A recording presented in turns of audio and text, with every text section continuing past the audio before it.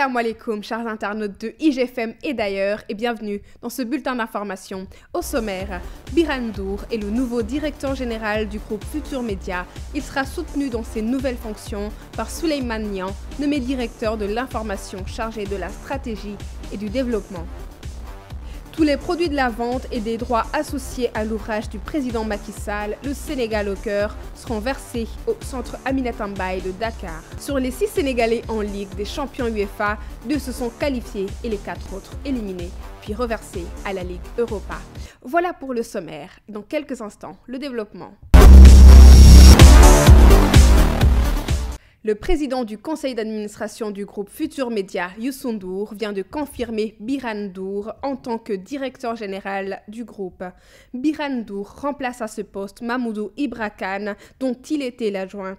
Il sera épaulé dans sa tâche par l'expérimenté journaliste Souleymane Niang, nommé directeur de l'information chargé de la stratégie et du développement.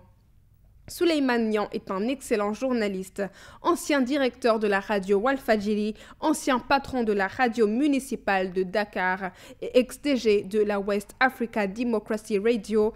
Il a gagné le respect et l'admiration de ses pairs. Il sera l'invité du journal de 20h de la TFM et profitera de l'occasion pour décliner ses ambitions. Le centre Aminata Mbaye, mis sur pied par l'Association sénégalaise pour la protection des enfants déficients mentaux de Dakar, est choyé par le président Macky Sall. Lors de la cérémonie de dédicace de son livre « Le Sénégal au cœur », le chef de l'État a annoncé que le centre recevra tous les produits de vente et des droits associés à l'ouvrage. Macky Sall invite les gens à acheter les exemplaires pour faire œuvre utile et soutenir l'école. À Saint-Louis, les pêcheurs de Gendar peuvent enfin souffler. Après de nombreuses demandes pressantes pour le balisage et le dragage de la brèche de la langue de Barbarie par l'État, leur vœu est enfin exaucé. Le gouvernement vient de débourser une somme de 5 milliards de francs CFA pour la réalisation des travaux. Le projet a été présenté à la population par le ministre de la Pêche, Oumar Gueye, et celui de l'Hydraulique et de l'Assainissement, Mansour Faye, par ailleurs maire de la ville de Saint-Louis. Les travaux se feront sur une période de 5 mois.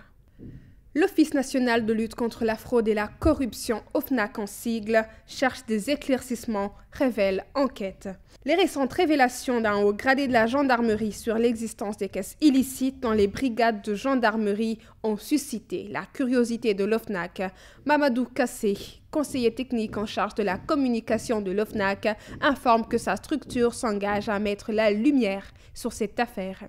Il prévient que si l'information est avérée, l'OFNAC va prendre des mesures. Des chercheurs australiens de l'Université de Queensland ont conçu un test rapide détectant le cancer en 10 minutes, voire moins. Le test détecterait l'ADN du cancer dans le sang du patient à partir de marqueurs biologiques universels du cancer. Contrairement aux autres méthodes habituellement employées comme la biopsie, une technique invasive et coûteuse, celle utilisée par ces chercheurs est simple et rapide. Sur 100 cas de cancer, le test permet d'en identifier 90. Sur les 6 Sénégalais en Ligue des champions UEFA, 2 se sont qualifiés et les 4 autres éliminés. Les chanceux qui joueront les 8e de finale sont Sadio Mané et Salif Sané.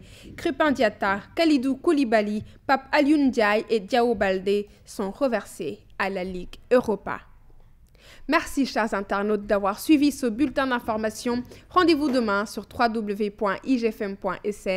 Yendoulen Akiam.